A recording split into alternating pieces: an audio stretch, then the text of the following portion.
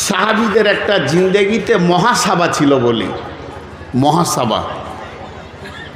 জি, তারা যখন বিছানায় যেতেন, বিছানায় শোয়ার আগে নিজের জিন্দেগিটাকে তারা ছিলতেন, নিজের জন্যে নিজে স্বর্ণকার হয়ে যেতেন, যে মনে মনে বলতেন আজকে সকালে আমি অমুককে একটা জোরে কথা বলেছি, ধমকি দিয়েছি, সেটা না দিলেই তো আমার জন্যে ঠিক ছিল। 2 ঘন্টা পর আর একজনকে একটা খারাপ কথা বললাম, এটা যদি না বলতাম তো আমার জন্যে ঠিক হতো। ওই জায়গায় বসে অতিরিক্ত কিছু কথা বলে দিয়েছি, ওই কথা কটা যদি না বলতাম তো আজকে আমার দিনটা ভালোই চলে যেত। বলেই যে যেমন যেছে, না বলো সেরকম যেছে। আমি চায়ের দোকানে অমুক মাস্টারের বিরুদ্ধে 4টা কথা বলেছি, সেটা যদি না বলতাম তো চলে যেত। সকালে উঠে তার কাছে মাপ চেয়ে নিব। এইভাবে তারা নিজের জীবনটাকে ছিলে। জোহরের নামাজে আধা ঘন্টা আগে আসার কথা, কিন্তু কোনো রকম 2 রেখাত সুন্নত পরে জোহরটা পেলাম। আমি যদি আধ ঘন্টা আগে আসতাম তাহলে মসজিদে আমার তেলাওয়াত তাসবিহ হয়ে যেত। এইভাবে নিজের ত্রুটিকে নিজে নিজে বের করত, ত্রুটিগুলা মনে মনে জমা করে রবের কাছে রাত্রিতে অঝোর নয়নে কেঁদে বলতেন, আমার রব, আমি যেগুলো ভুল করেছি আগামী দিনে না করার প্রতিজ্ঞা নিয়েছে, মাবুদ তুমি আমাকে মাফ করে দাও, ক্ষমা করে দাও, আমার ত্রুটিগুলোকে তুমি মুছে দাও। এইভাবে তারা ধীরে ধীরে ধীরে ধীরে একটা জায়গায় গিয়ে পৌঁছিয়েছেন। জিন্দেগিটা তাদের কত দামি হয়ে গেছেন, পৃথিবীর বুকে বসে রয়েছে, অথচ জান্নাতের খবর তারা পেয়ে যাচ্ছেন। একটা আশারে মুবাশশারা, আবু বকর জান্নাতি, উমর জান্নাতি, ওসমান জান্নাতি, আলী জান্নাতি। এ তো নবীজি সরাসরি বলেছেন, পরোক্ষভাবেও নবীজির কাছে খবর এসেছে আরো জান্নাতি। যেমন নবীজি বলেছেন, বদরি সাহাবী যারা বদরের প্রান্তে 313 জন দাঁড়িয়েছিলেন জিহাদের ময়দানে, তাদের আগের পিছের সমস্ত গুনাহ মাফ, তার মানে তারা জান্নাতি। এমন ভাবে সুসংবাদ এসেছে, তাদের জিন্দেগিকে কোন জায়গায় পৌঁছেছে। আম্মা জান আয়েশাকে আল্লাহর নবী বলছেন, আয়েশা রে, তুমি আমার পৃথিবীতে যেমন স্ত্রী, ওই রকম তুমি আমার জান্নাতে স্ত্রী হবে। যেদিন আমি জানতে পারলাম, সেদিন থেকে মনে হয় যেন আমার মত হয়ে যাক এবং আমি জান্নাতে চলে যাই, তোমাকে আবার আমি জান্নাতে পেয়ে যাব। আয়েশা বুঝতে পারলেন আমি জান্নাতি। এইভাবে আল্লাহ তাবারাক ওয়া তাআলা পরোক্ষভাবে বহু জান্নাতি ঘোষণা করেছেন, কারণ তারা নিজের জিন্দেগিকে ছিলে ছিলে সোজা করেছে।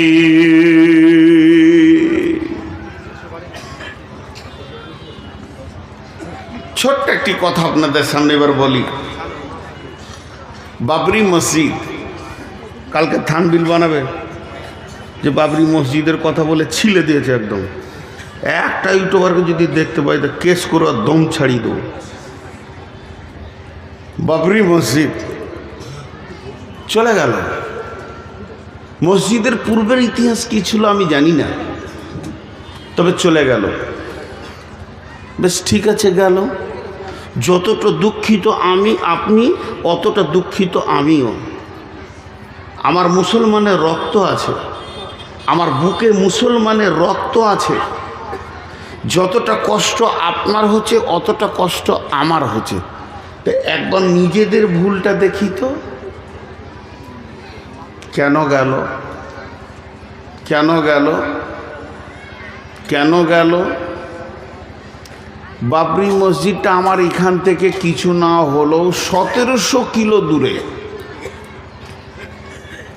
1700 কিলো দূরে কেন, 17 লাখ যদি দূরেও হয়, তাও কলিজাটা শিখানো আছে। রাজুলুন কালবুহু মুআল্লাকুন ফিল মাসাজিদে, ওই লোকটা আরশের ছায়াতে থাকবে যার দিল মসজিদে টাঙা থাকবে। পৃথিবীর মসজিদ আমার হৃদয়ে আছে যত দূরেই হোক, কিন্তু আপনার বাড়ির পাশের মসজিদটা কোন পার্টি বলেছিল ঢুকিস না?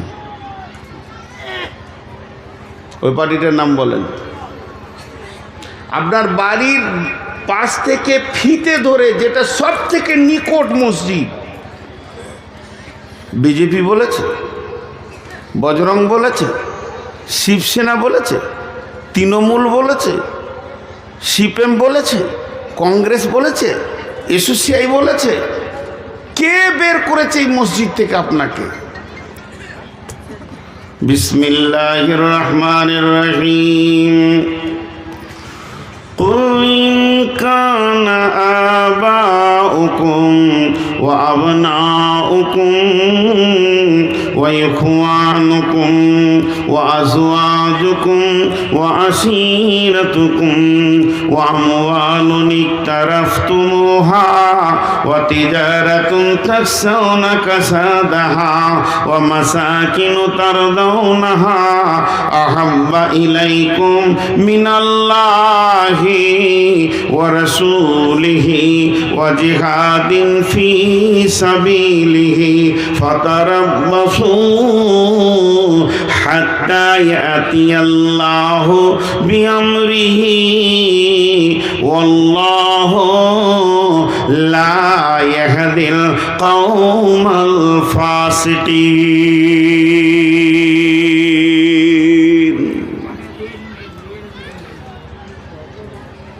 বলেন, আমি এবার গভীর তথ্য দিকে যাচ্ছি যে মুসলমান তোমাদের কাছ থেকে এগুলো যাচ্ছে কেন। আল্লাহ বলে দিয়েছেন, কোরআন প্রতিদিন আপডেট হয়। কোরআনেই লেখা আছে ফিহা কুতুবুন কাইয়্যিমা, এটা প্রতিষ্ঠিত কিতাব যা কিয়ামতের পশ্চিম দিকে সূর্য ওঠা পর্যন্ত একই পাওয়ারে দাঁড়িয়ে থাকবে, যে পাওয়ারটা রাসূলুল্লাহ সাল্লাল্লাহু আলাইহি ওয়াসাল্লামের জামানায় ছিল। এর পাওয়ার শৈথল্য হবে না, এবং প্রতিটি জামানায় প্রতিটি দিন প্রতিটি সকালে আপডেট দেবেই এবং বিশ্বকে তার মোকাবেলার কথা শিখাবে। এখন বলেন, আল্লাহ তাবারাক ওয়া তাআলা বলছেন, হে আমার গোলাম, কখন তোমাদের উপরে বিপর্যয় আসবে, কখন তোমরা হেয় প্রতিপন্ন হবে। রাসূলুল্লাহ সাল্লাম বলছেন, এই উম্মতের বিপর্যয় হচ্ছে পৃথিবীর বাদশাকে, প্রশাসনকে, প্রধানমন্ত্রীকে তাদের বিরুদ্ধে বানিয়ে দেওয়া হবে। তাদেরকে দেখতে পারবে না, তাদেরকে মেনে নিতে পারবে না, এমন মিজাজের বানানো হবে।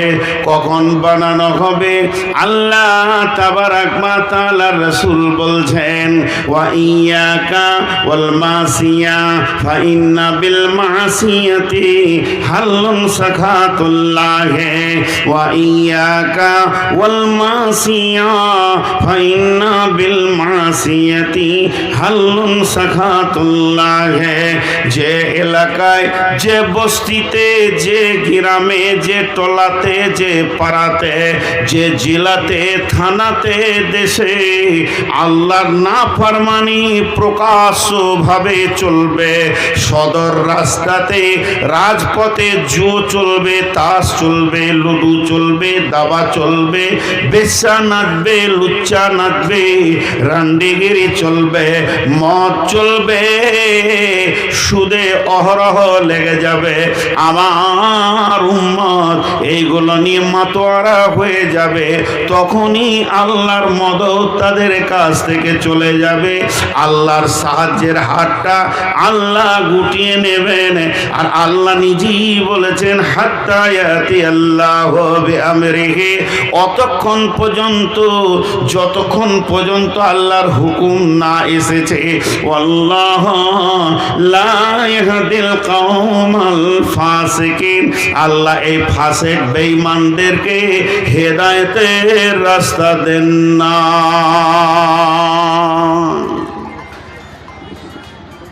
তারা 8টা জিনিসকে ভালোবাসবে 3টের তুলনায়।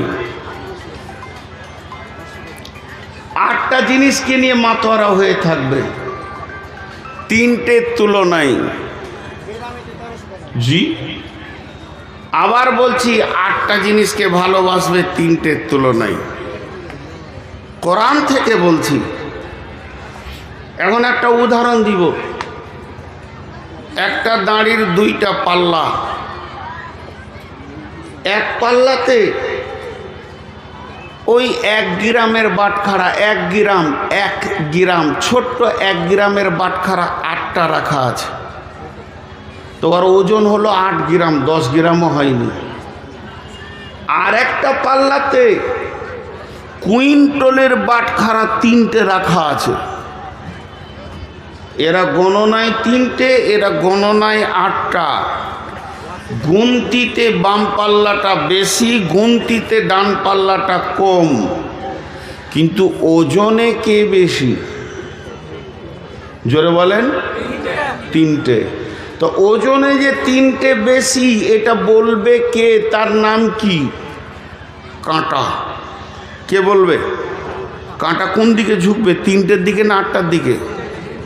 3টের দিকে কাঁটা যখন তোলা হবে পাল্লাটা, তা 3টের দিকে এমনি করে বলবে দেখ আমি ঠিক বলছি, এরাই বেশি। যদি কাঁটাটা 8টার দিকে ঝুঁকে, যদি ঝুঁকে, এখন ওই কাঁটাটাকে ইমানদার বলবেন না ফাসেক বলবেন? কোনটা বলবেন বলেন? কাঁটাটাকে আপনি কি বলবেন? ও বেঈমান না ইমানদার? বেঈমান। আল্লাহ ওটাই বলছে, তোরা একটা পাল্লাতে 8টা চাপা, আর একটা পাল্লাতে 3টি চাপা। 3টে মাল ডান পাল্লায় চাপা, বাম পাল্লাতে 8টা মাল চাপা। সে 8টা মালের নাম আমি বলছি। কুল ইন কানা আবাউকুম ওয়া আবনাউকুম ওয়া ইখওয়ানুকুম ওয়া আজওয়াজুকুম ওয়া আসীরাতুকুম ওয়া আমওয়ালুন ইকতারাফতুমুহা ওয়া তিজারাতুন তাকসাউনা কাসাদাহা ওয়া মাসাকিনু তারদাউনাহা। এই 8টা হলো কি? বাপের মহব্বত, সন্তানের মহব্বত, ভাইয়ের মহব্বত, বিবির মহব্বত, বন্ধু বান্ধবের মহব্বত। 5টা হলো সঞ্চিত মালের মহব্বত, যে মালকে তুমি সঞ্চয় করেছো তার মহব্বত, যে ঘরটা তুমি বানিয়েছো এই ঘরের মহব্বত। আর 8 নম্বরে হলো চাকরি বাকরি, ব্যবসা বাণিজ্য যেটা রয়েছে এইগুলির মহব্বত। আরেকবার বলছি, বাপের মহব্বত, বেটার মহব্বত, ভাইয়ের মহব্বত, আপনার বিবির মহব্বত, বন্ধুর মহব্বত, সঞ্চিত মালের মহব্বত, ঘর বাড়ি অট্টালিকার মহব্বত, এবং যে চাকরি বাকরি ব্যবসা বাণিজ্য তুমি করো তার মহব্বত। 8টা জিনিসের মহব্বতকে নিয়ে এসে একটা দাঁড়ির পাল্লায় দিয়ে দাও। এখন তোমার ডান দিককার পাল্লাটা ফাঁকা আছে, ওখানে 3খানা মহব্বত রাখো। আহাব্বা ইলাইকুম মিনাল্লাহি, আল্লাহর মহব্বত, ওয়া রাসূলিহি, এবং আমার রসুলের মহব্বত, ওয়া জিহাদিন ফি সাবিলিহি, আল্লাহর রাস্তায় বেরিয়ে গিয়ে জান দিতে হবে, মাল দিতে হবে। আল্লাহর জিহাদকে মহব্বত করে মেনে নিব, আল্লাহর রাস্তায় শ্রম দিব, মেনে নিব, পৃথিবীর মুখে লাত মেরে দিব, যেটা সাহাবীরা করেছেন। এই 3খানা মহব্বত তুমি চাপাও। হে পৃথিবীর মুসলমান, এবার তোমার দিলের ভিতরে একটি কাঁটা আছে, দাড়িটা ওপর দিয়ে মনে মনে মনে মনে তলো। এবার দেখো তোমার দিলের কাঁটাটা 3 দিকে যেছে না 8 দিকে যেছে?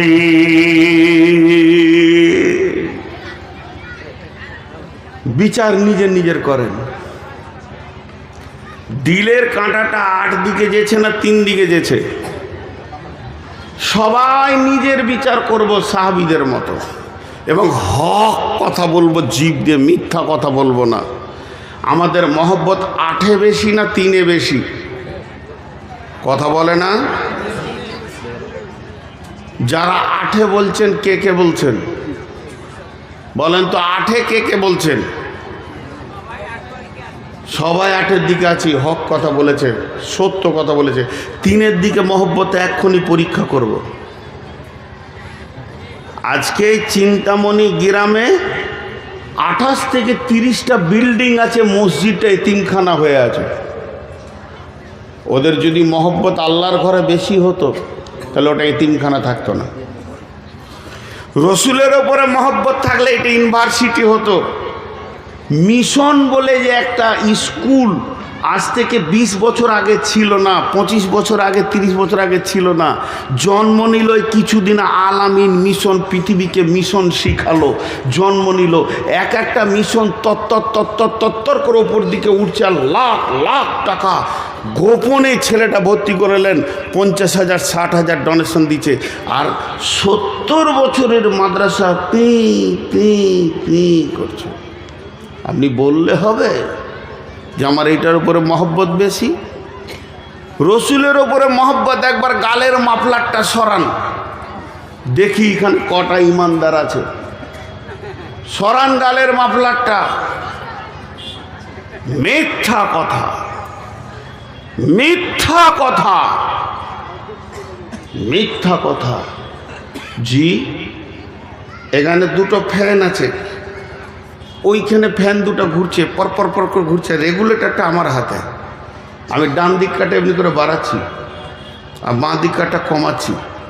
বাঁ দিকার ফ্যানের শক্তি কমবে হাওয়ার, ডান দিকার শক্তি বাড়বে। আবার বাঁ দিক কাটা বাড়াচ্ছি, ডান দিক কাটা কমাচ্ছি। তো সারা পৃথিবীর সমস্ত শক্তির কন্ট্রোলার কে? আল্লাহ। এখন ইমিগ্রেশন যে এয়ারপোর্টে হয়, একটা দরজা আছে কম্পিউটার লাগানো, আর সেখানে সফটওয়্যার দেওয়া আছে কোন কোন মাল গেলে তুই সাউন্ডটা আলাদা করবি, কোন কোন মাল গেলে, আর কোন মালটা না থাকলে সাউন্ডটা করিস না। জি, তো জেদ্দা এয়ারপোর্টে আমাদেরকে বললো ঘড়ি, জুতা, মোবাইল সব ভরে দেন ব্যাগে, দিয়ে ওইদিকে পার করে দিলে। এবার তুমি খালি এসো। খালি দিয়েছি, কিন্তু ঘড়িটা খুলতে ভুলে গেছি, জুব্বার ভিতরে আছে। তো জটা লোক পেরোচ্ছে, টিক ঠিক চলে যা।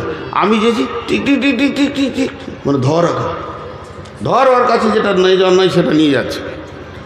তো এখন যদি একটা কোরআনের দরজা করা যায়, যেদিকে ঢুকলে বলে দেবে এটা মুসলমান আর এটা ফাসেক, এটা মুসলমান এটা ফাসেক, কজন মুসলমান হয়ে পেরোতে পারবো এই দরজায় বলেন? প্রথম নম্বর আমি বলছি আল্লাহর কসম, আমি আগে ধরা খাবো, যেটা মুনাফিক মাল সাইডে কর, এটা পার হবে না। এই মার আমাদের উপরে যে এসেছে, জুলুম যে আমাদের উপরে এসেছে, এটা কোনো রাজনৈতিক দলকে এবং কোনো ধর্মীয় দল, হিন্দু, খ্রিস্টান, জৈন, বৌদ্ধকে দোষ দেবেন না। ইস ঘর মে আগ লাগি হ্যায় ঘর হি কি চিরাগ সে। যে শক্তি রসুল দিয়ে গেছিলেন, যে মডেলের মাল তৈরি করে পৃথিবী থেকে চলে গেছিলেন, সেই শক্তি, সেই মাল আর নাই। খালি নামটা মুসলমান, আধার কার্ডে মুসলমান, ভোটার কার্ডে মুসলমান, পাসপোর্টে মুসলমান, ভোটার লিস্টে মুসলমান, কিন্তু মসজিদের খাতাতে মুসলমান উল্লই। জি, মসজিদের খাতাতে মুসলমান নয়। একজন আর তাহাজ্জুদের নামাজ পড়তো রেগুলার, এত তাহাজ্জুদ পড়নেওয়ালা ছিল, সপ্তাহে কোরআন খতম করতেন, এত কোরআন পড়নেওয়ালা ছিলেন, এত জিকির করনেওয়ালা ছিলেন যে মসজিদে 24 ঘন্টার মধ্যে বেশিরভাগ ঘন্টা কাটিয়ে দিতেন। ইমাম সাহেবকেও ভোরে উঠিয়ে দিতেন, ওস্তাদ উঠেন, টাইম হয়ে গেছে, আজান হয়ে গেছে। ইমাম সাহেবও জানতেন যে ওই লোক আমাকে উঠাবে। সেই লোকের একটা দোকান ছিল, এখন 4খানা দোকান হয়ে গেছে ওই একটাকে নিয়ে, আরও 3টে বেড়েছে। জুমা পর্যন্ত বাদ, জুমাতেও আসতে পারে না। জুমা তার তেলাওয়াত তো দূরের কথা, জিকির তো দূরের কথা, রাতে ওঠা তো দূরের কথা, জুমাতেও আসতে পারে না। তাবলীগ জামাত এসছে ওই গ্রামে, তো আমির সাহেব গাছতে বেরিয়েছে, তো ইমাম সাহেব ওর কানে বলছে, হুজুর ওই যে আব্দুল লতিফ ভাইয়ের দোকানটা আপনি যাবেন তো, উনি তাহাজ্জুদ পড়তেন, এখন জুমা পড়ে না। ওর দোকানের সামনে সব জামাতের লোকটি কিনে দাঁড়িয়ে বলছে, আসসালামু আলাইকুম আব্দুল লতিফ ভাই, আপনি কত ভালো মানুষ ছিলেন, আল্লাহর রহমত আপনি তাহাজ্জুদ পড়েছেন এই গ্রামে এসে শুনছি, এখন জুমাও যেতে পারছেন না। জি জি জি জি আমির সাহেব, কথাটা খুব সত্য, আসলে এখন দোকান বেশি হয়ে এত ব্যস্ত হয়ে, দোয়া করেন দোয়া করেন দোয়া করেন বলেছে। এবার আমির সাহেব বলছে হাত তুলে দোয়া করো সব সাথীদেরকে। এই আল্লাহ, আব্দুল লতিফ ভাই তাহাজ্জুদ পড়েছেন, সপ্তাহে কোরআন খতম করেছেন, সারা রাত তোমার দরবারে পড়ে কেঁদেছেন, এইরকম একটা মুসাল্লি মাবুদ গো এখন এত ব্যস্ত হয়ে গেছে। তখন একটা দোকান ছিল, দোকান চালিয়ে তোমাকে ডেকেছে, এখন 4খানা দোকান হয়েছে, আর তোমাকে ডাকতে পারছে না মাবুদ। আমরা বিদেশি মানুষ, তোমার দরবারে দোয়া করছি, আব্দুল লতিফ ভাইয়ের 3খানা দোকানকে ধ্বংস করে দাও, আবার একটা করে দাও। দাঁড়ান দাঁড়ান আমি স্যার দোয়াটা, আমি স্যার দাঁড়ান, দোয়াটা গোলমাল হয়েছে। চু কাকে ভালোবাসে? দোকানকে। আমরা যত দোকানকে ঘরের কারণে, ব্যবসার কারণে, বাণিজ্যর কারণে আমার সব ছাড়া যেতে পারে, কিন্তু ওটা ছাড়া যাবে না। আল্লাহ তাবারাক ওয়া তাআলা বলছেন, আমি ওপর থেকে শিশি নিয়ে তোদেরকে দেখছি। এটা আমি উদাহরণ দিচ্ছি, এটা কোনো আয়াত নয়, এটা হাদিস নয়। ধরেলেন আল্লাহ আসমান থেকে দেখছেন, দেখছেন কথাটা বড় সত্য, প্রতি নজরেই আমাদের দিকে রয়েছে। আমরা সকালে সূর্য ওঠা থেকে নিয়ে বিবির পেছনে সময় দিলাম, আব্বার পেছনে দিলাম, সন্তানের পেছনে দিলাম, বন্ধুকে নিয়ে আনন্দ করে এলাম, আর ভাইকে আনন্দ করলাম, ছেলেকে নিয়ে মিশনে দিয়ে এলাম, টাকা দিলাম, পয়সা দিলাম, এই করতে করতে সন্ধ্যা হলো।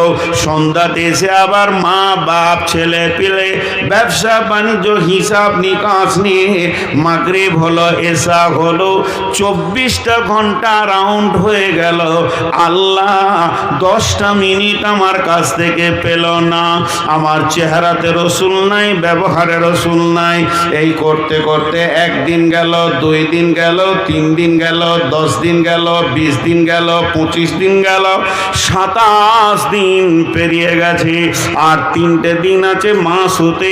এখনো আমার রব এতিমের মতো আমার দিকে তাকিয়ে আছে। আমার গোলাম আমাকে কখন সময় দেবে, আমার নবীর চেহারাটা কখন আনবে, আমার গোলাম কখন আমার দিনকে বাঁচানোর জন্যে দোকানে তালা মারবে, ব্যবসায় তালা মারবে, বাণিজ্যে তালা মারবে, স্কুলে চাকরিতে ছুটি নেবে, মাঠে যাবে না, 3 দিন আল্লাহর রাস্তায় বেরিয়ে যাবে, মানুষের পায়ে ধরবে, আল্লাহর গোলামির জন্যে না বেনামাজির দরজায় যাবে, মাতালের দরজায় যাবে। গেল না, 28টা দিন গেল, 29টা দিন গেল, 30টা দিনে আল্লাহ পেল না, দিন পেল না, রসুল পেল না। আমার রব ওর দরজা থেকে বেজ্জতি হয়ে ঘুরে গেল। এই অবস্থায় আমার আল্লাহ একটা ভাষা ব্যবহার করছে, ভাষাটার নাম হচ্ছে ফাতারাব্বাসু, ফাতারাব্বাসু, ফাতারাব্বাসু, ফাতারাব্বাসু।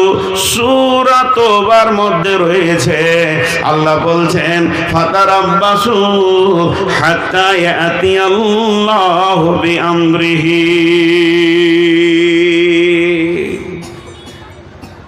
আপনি আমার গালে মারলেন টানে একটা চর, গাল চঞ্চন চঞ্চন করে গেল। বাড়ি বর্ধমান, আপনার বাড়ি চিন্তামণি, কি বলবো, পাড় মাতাল তেমনি গায়ে বলও আছে।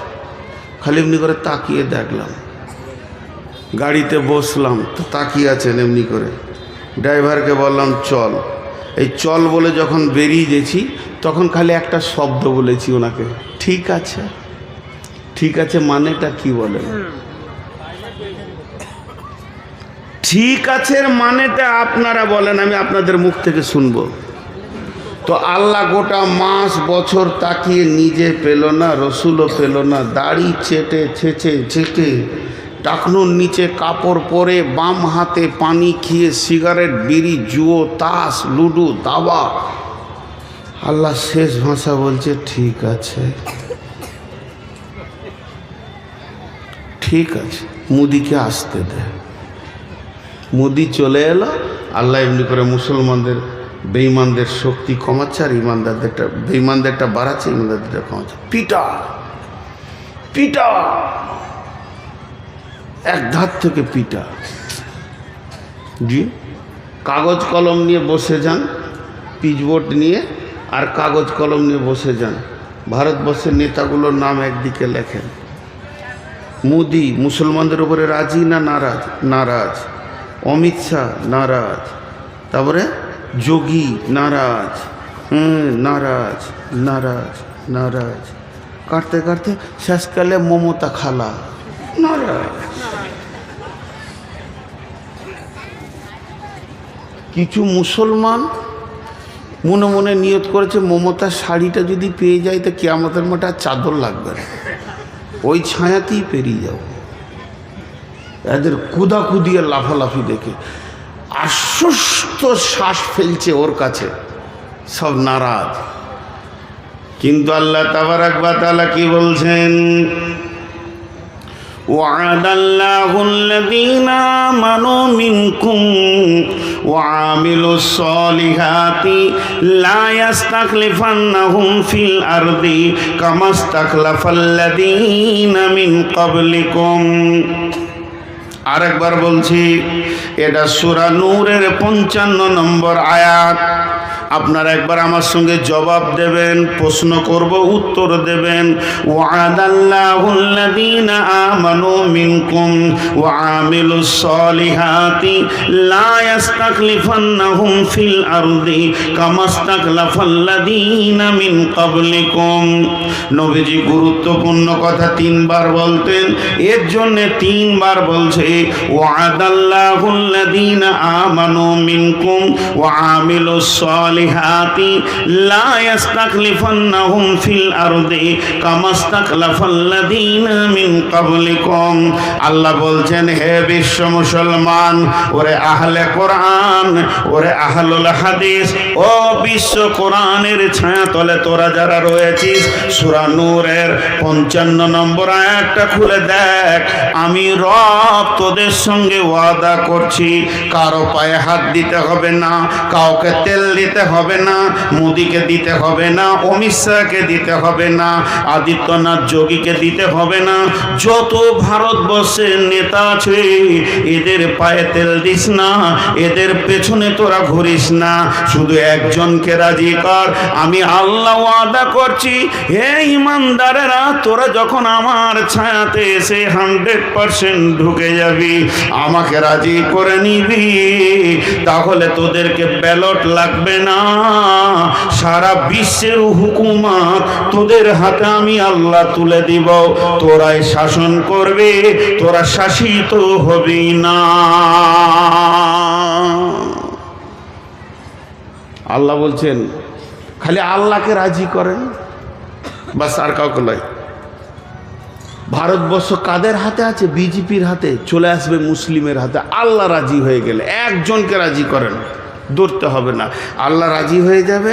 সকালবেলায় দেখবেন মুসলিমের হাতে দেশটা। কি করে দেখবেন? তাহলে কি ভোট হলো না? দরকার নাই ব্যালটের, রাতেই মুদিকে ইমানের দিয়ে দেবে আল্লাহ। সকালে দেখবেন মুদি নিজে কালেমা পড়ছে। পারবে আল্লাহ এটা করতে? ঠিক করে বলেন তো, খুব সত্য কথা বলেন।